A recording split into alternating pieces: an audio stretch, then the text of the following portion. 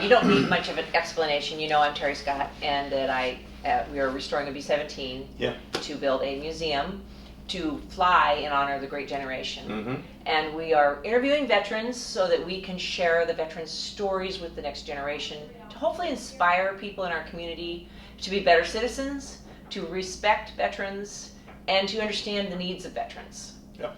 Okay? So, your name is Mike. Can you spell your last name for me? It's Allegre, pronounced Allegre. Great. I always worry about that. Allegre. I know how to say it. You do too. That's because we know each other. Right, exactly. Yes, it does. So, Mike, you are a veteran, and where did you serve? I was in the United States Air Force for 4 years, from 76 to 80. I was security police is what we were called, security forces now, basically cop.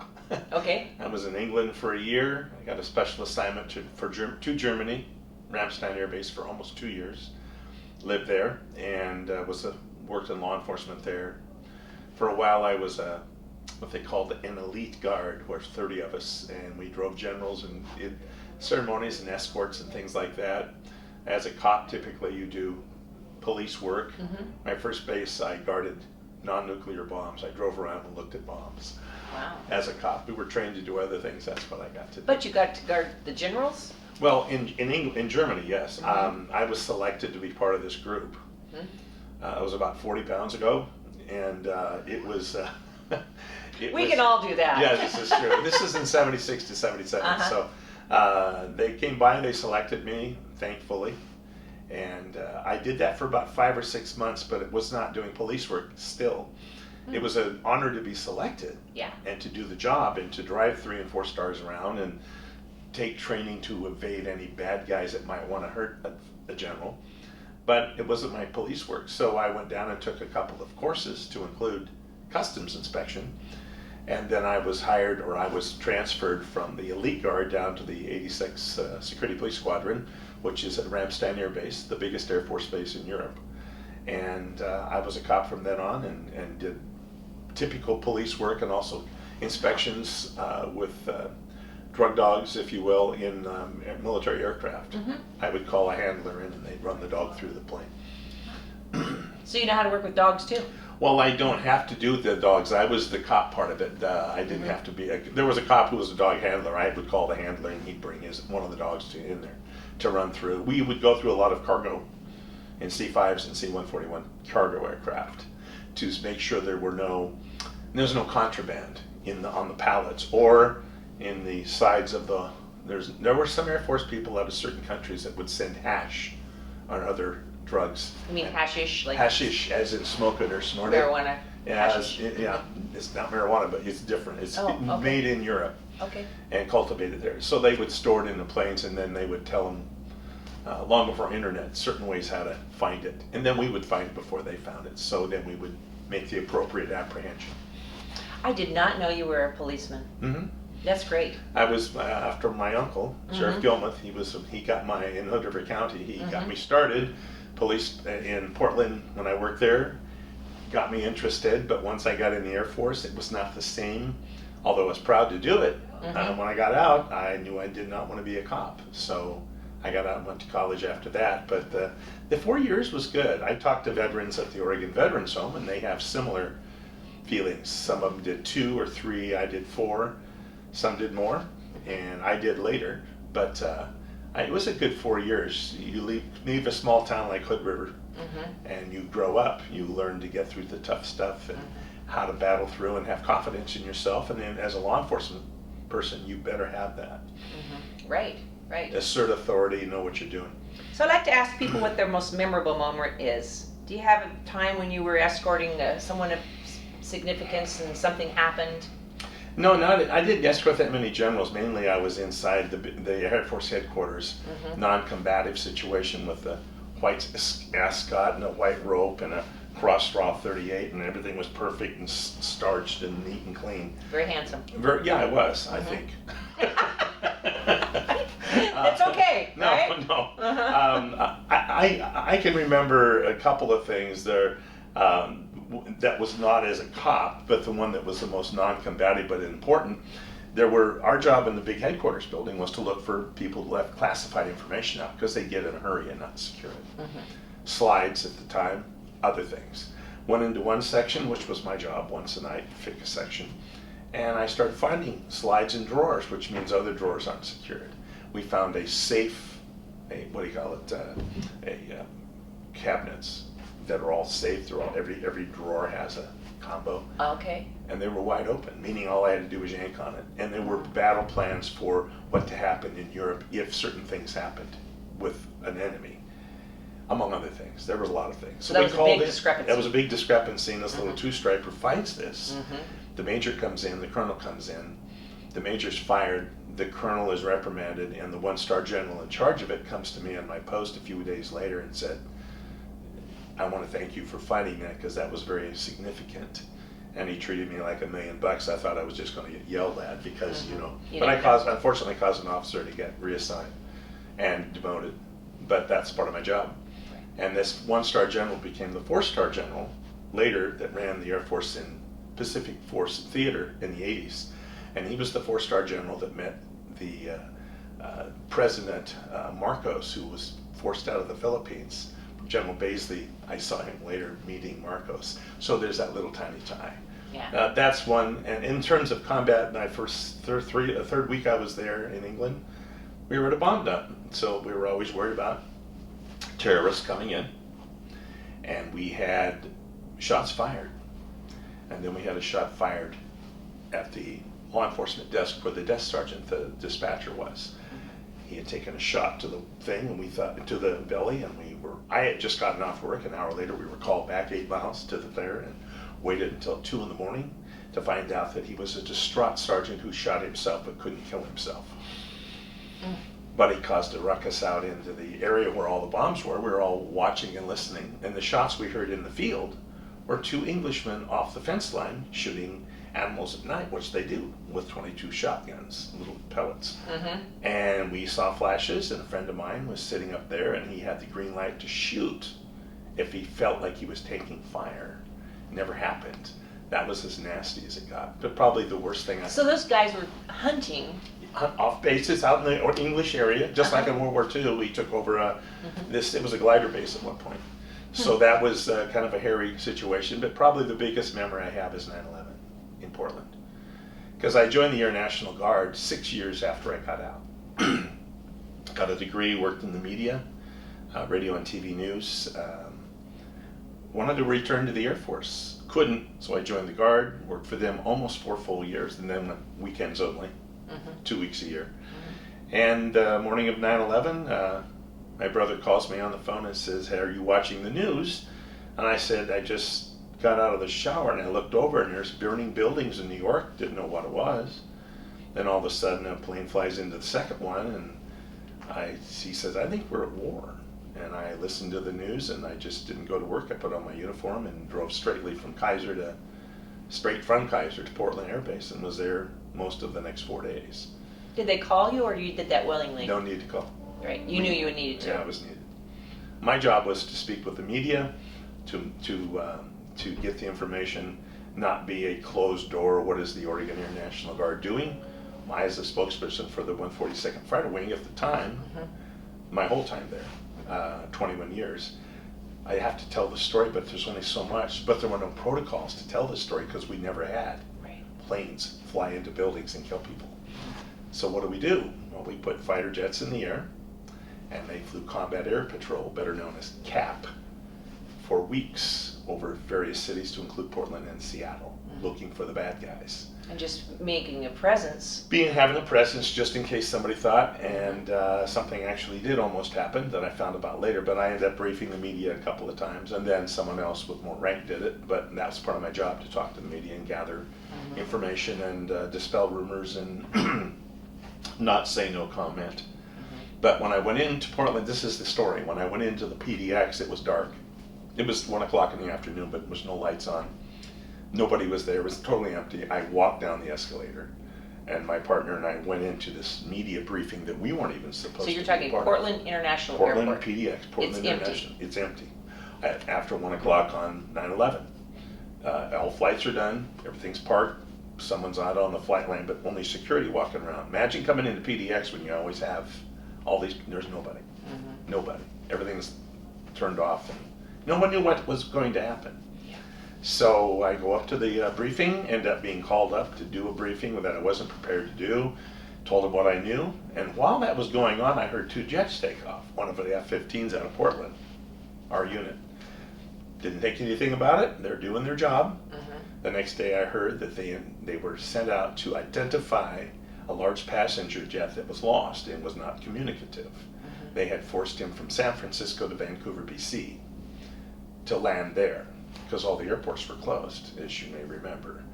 I found out later that these 2 aircraft came up alongside, as they do, with a jet in the middle, and all of a sudden they were direct contact with what they call NORAD in Colorado, in the mountain there, the North American Air Defense Headquarters. They direct fighter jets what to do. They were in direct contact not with Portland, but with Colorado. And they said, we have to be prepared if this plane turns towards Seattle. And so what happens is one plane stays up and the other one goes way back and gets lined up with the rear of the plane. If the plane starts to go where we think the other 3 planes were going to go, they are forced to try to turn. If they won't turn, the order would have been given to explode the plane before it got over land, with 400 people on a China Airways plane. It followed them to Vancouver, BC through hand signals. They found out they were under duress. The guys flew them in, they landed, they went back home, and they told So the you story. didn't know why this plane was in our airspace? It was in the airspace off the Oregon coast because it wouldn't respond to, his transponder was wrong or something going on with the radio, and they couldn't identify it, so we had to go out and see who it is, which is what the Oregon Air National Guard has been doing for 60, 70 years. They're air defense of the Pacific Northwest. Well, this day, we didn't know who we were defending against, so anything that looked like it could be bad, they went out and identified it. Found out later about it, knew one of the pilots really well, and he finally told me the story. Wow. It was scary because he was the one who was going to have to fire the missile. Yeah. If they were told to. Right. But it never happened. And that's very good. Yeah, nobody wants to do that. Nobody really knows that story. There's some that know this story. It's not well publicized, but it's true. Yeah. So tell me about what you told the public. What did you We didn't tell the public about that at all for much later. But when you first came to the airport and you had to do a media call, and you had, I mean, you just arrived. I arrived to watch, not to participate. But having been in the media, I knew half of the reporters with the mics, and I was actually behind the podium. And I just answered their questions. I said that this is what we do. We are trained for these scenarios, whether it's the bad guys flying where they shouldn't be, or in this case, something we haven't trained for. We are just flying combat air patrol to make sure nothing comes in like it's going to be threatening. And I said, you won't see us. That's why we're there, and we'll be everywhere. So I said, I hope you can rest assured that all that noise you hear at PDX from time to time when we take off is for a good cause. And in this particular case, we did this for several weeks. We found out later that there are many F-15 and jet units all over the United States. Air defense is usually on the edges. We were told that we were the first within 48 hours to have every plane that we had in inventory ready to fly, which is not normal anywhere. So we had 17 planes ready to go. We had enough armament as needed, ammunition, whatever it was we needed to defend if need be. Because again, we didn't know. It's kind of like the attack on Pearl Harbor. We lived on the West Coast. There were no communication. Back in the day, everyone on the West Coast was leery of planes and submarines and all this stuff. We might get attacked. They might come aboard shore. They didn't, and they probably wouldn't have. But we didn't know that. So we didn't know this either. They kept writing the rule book for weeks at a time. And then for the very first time, we learned that the military is now allowed to engage what could be an enemy aircraft, even if it's a civilian aircraft. That was a scary time. It was for everybody. Yeah, I was in Disneyland. You were? Yes, we were in the Disneyland Hotel. Oh my. And everything got shut down. There were only security guards on the street. It was, unbelievable. So you're in Disneyland where there's usually swarming people. Yes. One person. That was it. I watched him out the concierge window of the Disneyland Hotel. Yes. And then Disneyland Hotel showed movies. You couldn't leave the hotel. You couldn't get anywhere. All the cars were gone. Yes. Airplanes were down. How long were the airplanes down? Do you remember? I don't recall. It seems to me like it was about 3 days, maybe 4. Finally, people were let out a little at a time, and we got there was an opportunity for people to slowly go where they needed to go. Because some of them had real needs. Some of us health related. I don't know. Yeah. We did find out one thing, that the gentleman who was the number 2 man in charge of the Oregon National Guard at that time, General Bergen, he had been in a meeting that day in the Pentagon on nearly the opposite side of where the plane had flown into the Pentagon and killed many people on duty. General Bergen was around almost completely across from it, but heard it, smelled it, and felt it, and lost a friend that day who he had just had a meeting with the day before. So he was at the Pentagon. When he came home, he was one of the first home, he said it was surreal, it was scary, and to think that they would do that, fly into the Pentagon, among other places, just riled everybody's hackles. Military was ready, we were all ready to do what we had to do, and then things went from there. But things changed. In terms of the aircraft coming home, I don't really recall. I was busy doing what I was doing. Right. Yeah. So that was probably the biggest thing I did. Wow, that's pretty amazing. What year was that? 2001. It was September 11th, 2001 for me through the 15th. Through the 15th, so 12 to 14 days. hour shift, and I stayed one night, but went back and forth from home. So tell me about the sentiment of the American people that period of time. I don't know everyone. I think they wanted to get back at whoever did it, and we really didn't know. I don't know today if we really knew, but I don't know. It's not my area to determine. I think they just wanted to get even. They did not want this to happen again. And goodness gracious, who would have ever thought anybody, anywhere would do that, flying? And they tried to blow it up years before, but and then if they could do it there, where else could they do it? Right. Pentagon, 2 towers. They were going to do with the White House, and that one went down in Pennsylvania. And what else was going to happen? We didn't know. That's why the jets were in the air, and they stayed there. Yeah. Wow. Right. We're fortunate. You know, some people complain about military up there flying in peacetime, punching holes in the sky. Well, you got to train. Just like when you do things, you got to work out and keep your muscles up. Yeah. You got to train for the military, and that's part of the training is to fly a lot and do the things you have to do. I don't think anybody complained about the jets and the noise for a while after that. Everyone supported the troops. Yeah, totally. Totally. And it comes and it goes. Yeah. But do you remember about the American flag was on everybody's front porch? That's right, and it always is. And just like in Desert Storm, same thing. Yeah. I mean, it was pretty phenomenal. Yeah, and you were someone who sings and has done a lot of patriotic work. I have a little bit as well. You more than me. You knew that when you went and sang those types of things. People cry, people did this, people had the sentiment. Even those that are maybe lukewarm toward that were warmed up to it. Yes. Yeah, I do. I'm sure that Elmer's Flag and Banner in Portland really love the business. Yes. Which is terrible to say, but it's the truth. It's the truth. Yeah, it is really the is. truth. And then they always were worried about you being deployed. I said, well, I'm a public affairs officer. My job is information. I'm on the list. And I'll do it if I'm told to. I'm ready to go. I'm packed. Like most people in the Guard, you're packed, prepared, and ready to go. Ready to go. But if they don't call for you, then you stay home. Yeah. So unless you fixed planes or did certain jobs or flew planes, you more than likely weren't going anywhere, at least from Portland. So why did you re-enlist? What prompted that? What brought me back into in this case, the Guard? Well, the first thing I want to say is I enlisted in the military to get out of town, but to grow up. And that happens really quickly at 19 and 20. After almost 6 years, I had almost had it with the media business. My heart was still with the military. I don't know why. It wasn't to say, well, I can do that job instead. I just tried and tried and tried to get into officers training school, couldn't. And eventually they said, why don't you go check with the reserves? And the Air Force Reserve had nothing for me. Went next door to the Air National Guard. They said, we have a slot for you right here. Why did I do it? I just wanted to serve again. That sounds almost a little arrogant or a little ego, but I wanted to put the uniform on and serve. But this time I wasn't a cop. You know, right. You're doing what you were good at. Well, I think so. And as a cop, you would shoot weapons and fire weapons. So as a cop, they paid you to shoot things if you needed to. And this job in public affairs, I was paid to shoot off my mouth. So I really and you do that well. I do it well, yeah. But I really...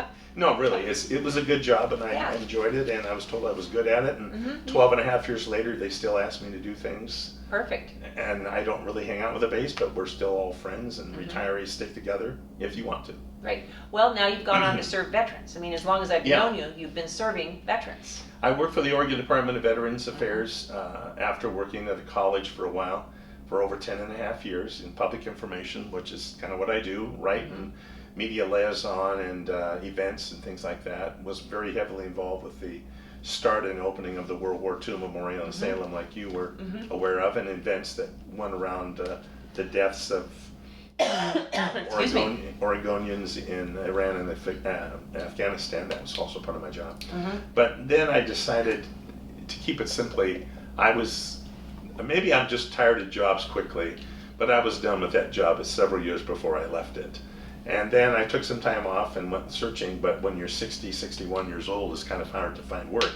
But I was fortunate to have a friend who works for the corporation and the nonprofit that manages both of Oregon's veterans homes in Lebanon and in the Dalles. And I already was aware of both of them because, as working at ODVA, we had contact because they owned them. So I got hired to work in what they call quality of life. So I am able to bring in roughly 24 and a half years of military service. I usually say I speak veteran. I even speak specific branches of the service, but I think you have to be a veteran to really get them to trust and listen to you. And my job is to check on their quality of life. Not so much with the girls that work in recreation or what administration or nurses and CNAs are doing. That's their lane on the road. But sometimes people need a little extra. And I find out maybe the third or fourth most thing I do is what we're doing. Right. Except I don't talk as much, I listen. No, but you're doing a great job, and I appreciate you coming today and sharing your story, because I hadn't heard it. Oh yeah, and it's good. And I did also just join because others. It was after Vietnam. I wanted to be there, and I have others in my family that have served. So there wasn't any particular conflict going on when you served? No, I graduated in May of '73. The war was over March, April that year. It was officially over in mid-'75 when I finally decided to join. I joined, waited 6 months, went in late, and did 4 years. So, and I knew eventually it would pay for my college education, which it did, and got me motivated, and I gained a lot of confidence. Worked in a radio station in Ellensburg, Washington, when I was going to Central Washington, and that's kind of where the media was in me after that. But I prefer not to report the news. I prefer to do something maybe slightly related to media promotion. But working with the veterans is the main thing. So tell me about working with veterans and giving them better quality of life. What do you look for? Boy, you can look for almost anything, and this job they've never had this at either veterans home before. The Veterans Care Centers of Oregon who manage the state-owned Oregon Veterans Homes, both of them, they've never had what they call a quality of life coordinator, which is me.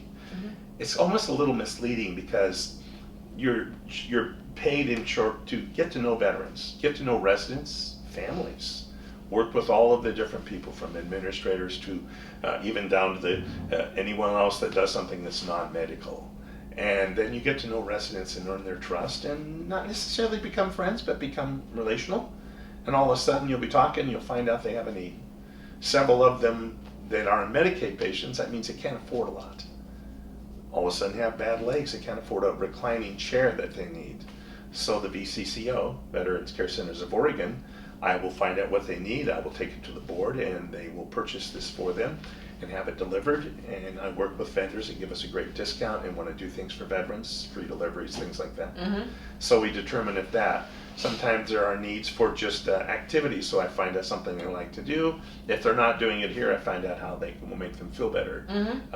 If they want to, one guy who was dying of cancer here a year or so ago just wanted to go to every casino he could handle, meaning he was getting weaker. And he went to 2 of them, Florence and over at the casino on the way to Lincoln City. The bucket list. The bucket list. Well, he was already going, just didn't go as much. He said he had to spend some of this money because he didn't want anybody else to get all of it. So if it was, he always won. But, he makes sure they get on those trips. Beyond what the activities people do a tremendous job. I find that there's little needs that maybe they don't ever hear about, because I don't think they spend as much time with them as I do in a different way. Right. And sometimes they just want to be heard. I know in the Dalles there are several former farmers. They took their car, their truck, their keys, their license, because they're not able to operate vehicles anymore. They're no longer farming, their spouse has passed, they're lonely, they just want to talk and I think be encouraged. I'm asked to do that, or I just do it. So you just go have coffee with them? You can have coffee with them. You can just go to the room and talk with them. Mm-hmm. There are 3 or 4 veterans who go to lunch in the Dalles at various places. Mm-hmm. And on Wednesdays, I'm invited to go. You help load them up. You help unload them. You take them into where they want to eat. It could be Mexican. It could be a brew pub. It could be whatever, breakfast place. Mm-hmm. And you hang out with them for 90 minutes. And you help them get served. And occasionally you'll go to a brew pub and one of them will want to have a drink with you. And I can't drink on duty. But I will go and watch them and have, Coke. They'll have the company. Have a Coke and toast. Mm-hmm. And you tell them thanks for their friendship. And then sometimes you get a little too close. And they pass, and you grieve like anybody else. Oh yeah. And there are several here that, including the guy who was dying of cancer, Frank. I like everybody else. I cried. He's such a good, ornery old guy. Mm-hmm. Right? I like the ornery. Yeah, they are. And then of course I found one thing is women veterans don't, at this age group, we'll say 65 and olders, they don't think they're veterans because they weren't in combat, or they weren't overseas, or they weren't part of something really proactive. And you have to talk with them about their service. The first thing I say to her is, well, how did you get in this veterans home if you're not a veteran? Mm-hmm. Don't you have a discharge paper? So I'll look at it and say, oh, I see you were, in this case, a clerk typist. Where did you work? Mm-hmm. Well, I was in the Pentagon for 2 years. I said, so they took you out of clerk typist school, put you in the Pentagon, and you know what I'm talking about. Mm-hmm. And I said, they could have put you at some fort in some corner of the United States, mm-hmm. but they put you there working for a colonel and a general, and then you got out with an honorable discharge after 2 years. You must have had something on the ball to do that. Did you deal with classified? I asked her all these questions. She realized she did something important without having to fire a weapon or be in combat. Mm-hmm. And then they get it. Yeah, I was a veteran. Huh. And then fellow Marines around here Uh-huh. will go find her and talk to her and say, here, I want you to have this medallion. You're one of us, hoorah and all that. And Mm-hmm. so there's a lot of fun in that, Mm-hmm. too. Yeah. And I think the biggest thing we do now is something that's important when you're in the military is if you earn military honors, awards, medals, ribbons, decorations, and you've never received them, but you earned them, again, look at their discharge paper, talk to them a little bit, see where they've been, see what they're eligible for. And we will take those lists and with their permission, get the military medals either they didn't get, they lost, or they threw away, or they were destroyed, and make sure they have what they need and put it in a shadow box. And then I get former National Guard friends or friends that are in the Guard to come and dress uniform. And we have a little ceremony, kind of shortened. It's where these military people in uniform, as we read the list of what's in the box, give them the box. It has their stripes in it, may have a name tag. They may have a lot of stuff from their background, like ribbons and medals that we put in there instead of the new stuff. And it's always a very... So it's a combination of things. I do too many things. That's one of the things that gives us a lot of joy, is Yeah. that. So you kind of answered the next question already, I believe, that why didn't they get those medals? Some of them were lost, some were thrown away. Paperwork. Mm-hmm. Today, Paperwork? it's not that way. It's Mm-hmm. that much today. Mm-hmm. They just didn't think during wartime to do this unless it was something big. Oh, okay. And some units were very Mhm. proactive about it. Most weren't. Mm-hmm. And they would occasionally get medals given to them later in a box, but they didn't do anything with them. My dad had ribbons and a couple things from his Navy outfit and one medal Mhm. that was in a box. So when he passed, before I had this job, I'd found out how to get it framed and had a picture of him in his sailor uniform and his dog tag and all that. Mm-hmm. It was great. Got that done. It pays homage. And then when they're gone, it passes to their families. Right, they have it. That's very Yeah. nice. It Very nice. honors their service. And you see those boxes being shared and handed down over and over. Oh, of course, and it Mhm. could be any size. Mhm. Some only get 1 or 2 ribbons or medals. That's all right. It's just when they served, they weren't places where they could receive much more than that. But that doesn't diminish their time that they served, because they raised their right hand and said that they would protect their country from all enemies, foreign and domestic, which means they're ready to go to war. And we all were, and train for it. Right. So they deserve to be honored, no matter how big the shadow box is or what awards they got, and be saluted and handed that and officially let them. And of course, the veterans' homes, as soon as they get these, they're Johnny on the spot to hang them in their rooms where they want them, so they can admire them and others can see when they come and visit what this person received or earned. Nice. That gives me a lot of personal joy, because if they've never seen them. You see them cry, you see tears, you see surprise. Yeah, we actually had that happen one time years ago. One of our Veterans Coffee Club members knew that another member had never received his medal, and she took it upon herself to go get that medal and present it to him. That's right. There were tears in the room. Oh. It was amazing. And you know, you go through your congressman. I know that Congressman Walden, Senator Wyden particularly, have gotten medals for people when they request them. And the families then do this job, and they do what they want to do with it. I've worked with Senator Wyden's office twice when I worked elsewhere, and worked with that. And it's a joy just to help a little bit on the side to see how it affects them. But you know, I think it's one way to honor them. And then when you go to a ceremony, don't be afraid to thank them for their service. I know sometimes I wish there was another phrase we could come up with, but and you see a Vietnam vet, if you really want to make a Vietnam vet feel good, they were never welcomed home. And you've heard this when you introduce a Vietnam vet and say hello. A lot of Vietnam vets are told welcome home because they want them to know they are welcome. You won't hear that from me, but you'll hear it to Vietnam vets. I'll say it. That's great. But you know, a lot of people derive. I was thinking, they always ask me, well, how come you're so patriotic, or how come you're so veteran-centric? I said, maybe it's just a gift I've got, and it's what I do. I mean, I do other things unrelated to being a veteran. I'm a sportscaster and a few other things, but I think it started, and we're from the same area, a little tiny town. I had a grandfather who wanted his grandkids to understand about patriotism and how to honor their country. So on Memorial Day, 4th of July at his place, and on Veterans Day, we were part of whatever was going on in the community, which usually included a parade or an event where Grandpa would put the American Legion hat on and his bolo tie and his suit jacket and a couple other things, and he was part of that. And his grandkids were there, taught you how to stand up and put your hand over your heart when the flag passed by, and how when you're in a cemetery after a ceremony, you don't run, you don't make noise, you don't walk on the front of a grave. There's all kinds, how to put the flag up on the pole, take it down, those kinds of things. And that's what my grandpa Buckley, a World War I vet, did. And he was fortunate because he got to France just as the war was ending. So I may not be here, at least not in this form. But he had all of his grandchildren on the Buckley side indoctrinated. I'm the only one that joined out of 10, but that's okay. I mean, I'm very proud to. What was your mission? Kind of your mission? I don't know if it was my mission or not, but I do remember him teaching me a lot of little things. In fact, when I was in the 3rd grade is when a big thing happened in our nation. My grandpa had put up a flagpole in our yard out in Odell.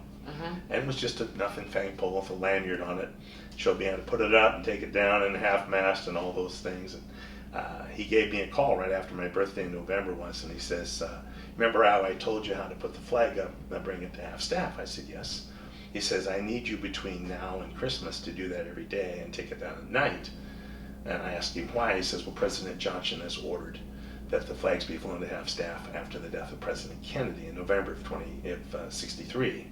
So because of that. And you were in 3rd grade? 3rd grade. So every day I went out and did that because my grandpa asked me to. And it makes me proud. Yeah. Yeah. That's a very memorable moment in our nation's history. It was, and it was part of what we did. And so he made kind of an impact. I think you need people to make an impact in your life about being a veteran or serving in some capacity or honoring your country. You don't have to agree with everything. I don't. Right. But doesn't mean I don't love my country and will support. But that's what he taught us. Yeah. And that's really good. And you know, that's really what drives me in my job is the veteran piece. I know. I watched you. Yeah. And when I'm interviewing, like today, I asked the veterans, what is it that a veteran needs? And you gave me a lot of that information because I wasn't in military. I don't really know what it feels like to be a veteran. I just know that I appreciate what they do, and I couldn't be one myself. And so all of those things help us to do a better job because that's really what I want to do. I want to do a better job at what I do to make veterans feel appreciated. That's it. You honor their service and appreciate them. And a lot of them don't need I don't need somebody fawning over me and saying what a great job. I was in the Cold War. I was in the Cold War. 76 to 80 got out. Went 85 to 07.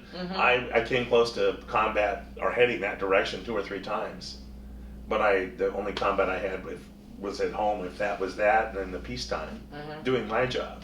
Everyone has a job to do. Right. Just because you don't fly a plane or shoot somebody or turn a wrench on a jet doesn't mean you're not doing your job. It's all important. Right. And I've had some old guys in World War II. One recently passed that I love very much. He was one of the original members of the Oregon Air National Guard in April of 41.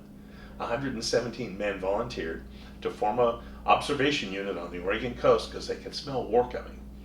Their job was to look and take photos of and track maybe submarines or enemy planes before there was a war. And he was in that unit and got to know a lot of them at their 50th and 70th and 75th anniversaries. And now they're all gone. And Fred was the last one. He died in July of 2019. And Fred was very proud of his service, but he was a medic with a little cook background. And they sent him from Portland Air Base after they got the 123rd Observation Squadron together.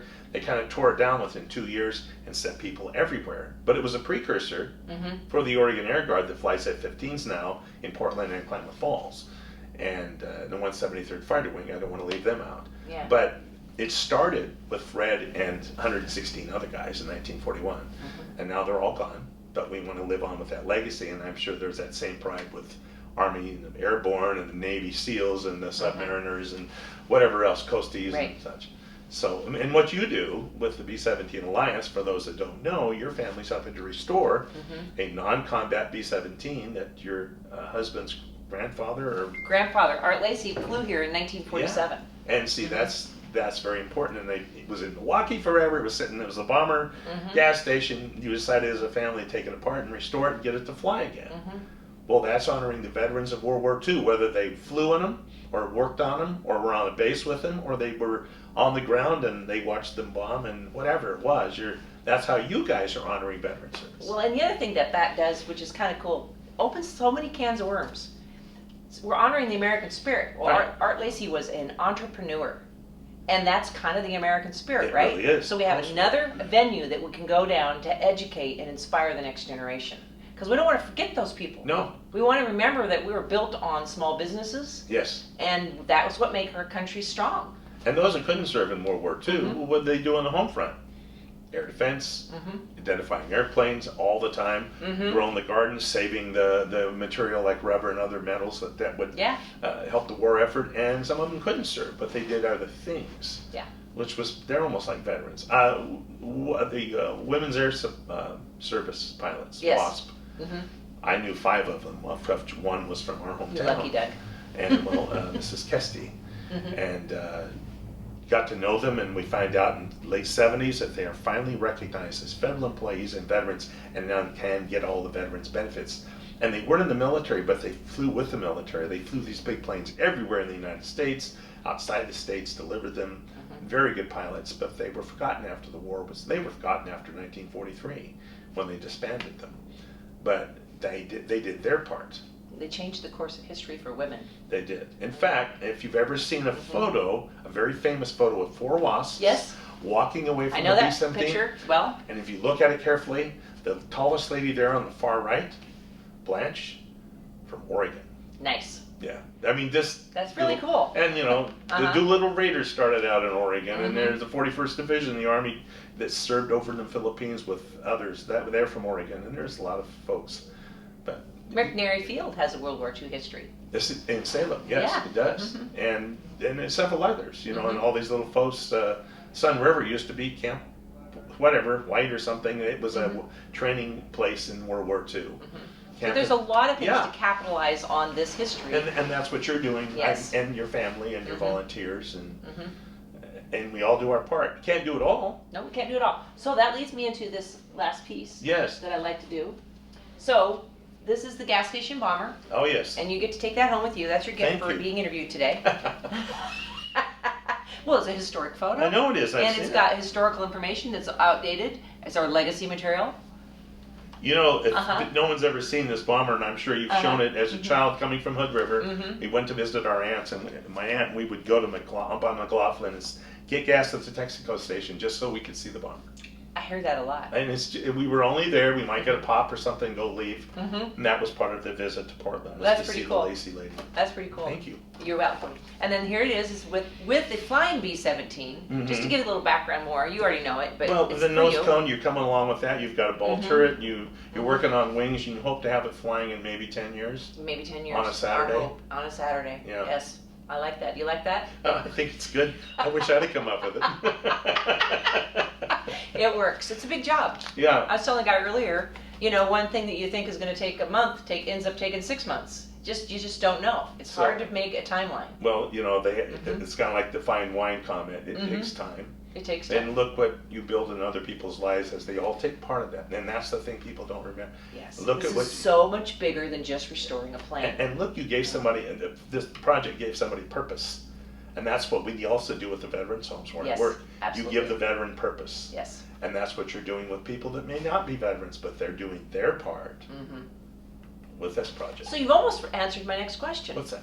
So why do you think what B-17 Alliance is doing to restore this bomber in honor of a great generation, to educate and inspire, is important? Well, I think you've answered the question as well. I think I think to not forget that war, and not to forget how that changed the country in 5 years. I think you can't put this away. I'm already hearing people saying that the Holocaust didn't happen and the war wasn't as bad as it was, and that really angers those 90-year-old veterans who were there and saw it and have photos and remember it quite well. And they're all dying. But I've talked with them and they're saying, how can they say that? They weren't even born yet. But I think it's important to remember that. Like our Japanese friends in the Hood River area that were imprisoned, people have forgotten that story. That's part of this as well. It's part of the World War II heritage. It's just important, not only the World War II veterans, let's not forget Korean War vets. And of course, certainly Vietnam and those that were other vets that weren't in a combat situation. I think this is all a good reminder. It's a symbol of everyone's service, especially in the 40s. And then it's something that hundreds of people worked on in some way. Even those that don't even touch the plane and maybe do something on the side for the Alliance. I know I help you with some things and I have a lot of pride in the little things that I get a chance to do and come to your events and those kinds of things. And it builds teamwork, and that's what you and your husband and others do too. Well, and that's I know this is your interview, but I'm really... I love it. I love it how you just take control. It's great. No, but this is a really, part, like this is part of your mission. Not only to restore this, and this is my opinion, but you're capturing interviews like mine, or mainly people older than me, that contributed to the military effort. But you're a reminder when that plane's finally sitting out on the runway, and if it flies or doesn't, I'm sure it will. We will. It's a constant reminder of what happened then. And the greatest generation, I don't think that's an extended or an overdone. It's not. No, it really was. And now we have the latest generation that I think are doing good things too. Good. Yes, that's a good way to put them. The latest generation. Well, Mike, I'm really glad that we got to do this. I learned a lot. Thank you for what you do for veterans. Oh, I enjoy it. Thank you for our support that you give us. Well, so much. It's easy to help a family that cares and wants to honor others as well, so you're welcome. We just want to include as many people as possible. That's always kind of been our motto. Well, I think everyone needs to have their story told, and some people, like me, take a little longer to tell it, but for 24 years you do a lot of different things. I still try to cram it all in. It was good. You condensed well. Call me a can of milk. All right, I'll shake your hand. You bet. Thank you so much. Thank you, Terry. Very much. Really appreciate it. All right, you're adjourned. I'm adjourned. You're adjourned. Okay. And that was good. Yeah. Now, Sue. So, are we still filming? It's running. Oh, it is. I never know when I'm going to have something good.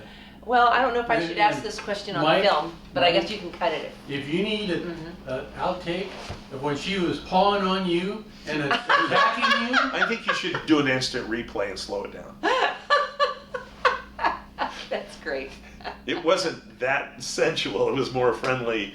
I was going to slap you, and I thought, no, this looks like it's too much. Yeah.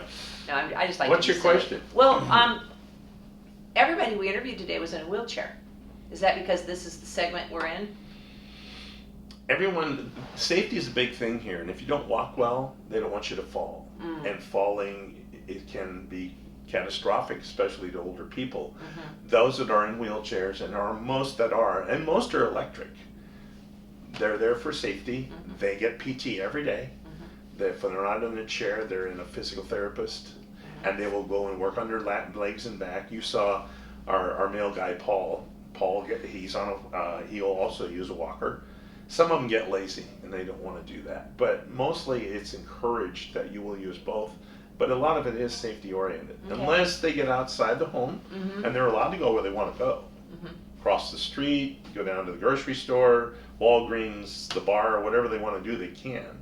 But they can't get near a ledge, and we've had a few fall off the ledge because they're not watching, and they dump that 500-pound, 300-pound thing on them, and they hurt themselves. Yeah. But that's why they're in chairs, just to... That makes sense. It's easy mobility. Yeah. Yeah. It lets them get around more. Well, yeah, you see how much activity is. And the hallways are long. Oh, yeah, and it's a great activity to get a chance to get involved. And some that haven't, they don't get involved. They get outside, get some air and some sun, and that changes them. But yeah, the chairs, I don't think that they're so much infirmed as they are just weak. The one guy said he was the fastest one here and nobody wanted to race him. They were all scared of him. Well, there's some that have that chair speed turned up a little higher than it should be, but they're pretty cognizant of it. They've got a lot of mirrors where you can see who's coming. Oh, they don't run into each other. That's good. No, they don't. No, they don't. And by the way, if you ever come here at night and you're talking to a veteran or at lunchtime and you're down there talking, many houses will say, "Hey, do you want something to eat?" Which I kind of like. Oh, that's sweet. Which has nothing to do with why we're sitting here, but I should let you go. That's all right. No, it was great. Dave, did you want to talk or anything? You want to ask any more questions? Oh, there was a couple things, but you know. Well, I can. Answer. Well, one of the things that, You gonna edit this, or are you gonna see you sitting down? well, it doesn't matter. He doesn't edit. Yeah. And normally I don't talk because I don't want to interrupt. Usually ask him at the end of every interview if he has any questions. And What's your question? I'm never prepared for them. But when you were talking about the planes that were grounded because of 9/11, Yes. and the planners of that did not recognize the size of this country. There were several things that were planned on the West Coast that didn't happen because all the planes were grounded. That's right. And people don't stop and realize that. There were some people caught coming across the Canadian border with munitions or something. Yes, I remember. And that, into Washington. And that lady was ostracized because she stopped them. And the others didn't realize it was part of a plan. Right. So they was actually going to attack us? Oh, yeah. Oh, there was more. There were things. They weren't done yet. No, yeah. It wasn't just airplanes. But we don't know everything. But that was part of it, too. There was some chemical stuff rumored, but that's speculation. Yeah, there's a lot of things that were rumored, but, you know, a lot of stuff we don't really know about. And you never know about the time we get comfortable again. It can happen again. Right. Mm-hmm. We haven't forgotten. No, I hope not. Yeah. Well, unfortunately, there's a lot of people have forgotten. Well, some of this 18 years ago in September. Mm-hmm. Anyone under 18, they don't know. What's Yeah. 9/11? Well, Is that a at one convenience time. store? You know, it's interesting because my daughter was 8 when it happened, and we were in Disneyland, and we're sitting in the Disneyland hotel having breakfast, watching the president, who I thought did an eloquent speech. Oh, He did a really good job. And she looked at me, and it kind of changed the way she viewed the world. She said, "Mom, well, I guess we understand that there's really only certain things that are important, and that's God and our family." That's right. And I went, wow, that's pretty potent coming from an 8-year-old. And again, I don't know why I flashed back to the thing with Grandpa Buckley and the Kennedy thing, but I remember that I'm in Odell grade school in the 3rd grade. It's just been my birthday, it's just about time for Thanksgiving, and all of a sudden this comes across. It is not in, as they use the term, lexicon. It's not in your thought process to have someone shoot and kill an American president. Yes, Lincoln was killed, 2 others were killed, I get that. But driving down a street in Dallas and have your head cut in half by a bullet or 2? Who does that? I mean, he was dead before they hit the freeway, but the point is that it happened. And we were shocked. It was just sickening. And then the first time they'd ever had live, nonstop almost, news coverage of something on all 3 networks. Because they were videoing it at the time it happened. Oh yeah, well they weren't, actually they weren't, it was Mr. Zapruder that got all that video. They weren't doing live in Dallas, they were doing news. But the point was they got enough angles to figure out, he was dead. And I just read a book by the Secret Service guy, Clint, who was Mrs. Kennedy's Secret Service guy. He has 2 books out, I just read what Darlene sent me. how things happened. He was there. He described what he saw in that back seat. He says they pronounced him dead at 1 o'clock, but he was gone like that. And it was pretty. What he told and how it happened, and people were just going, "Who shoots the president?" Yeah. That was just the thought. Who does this? Yeah.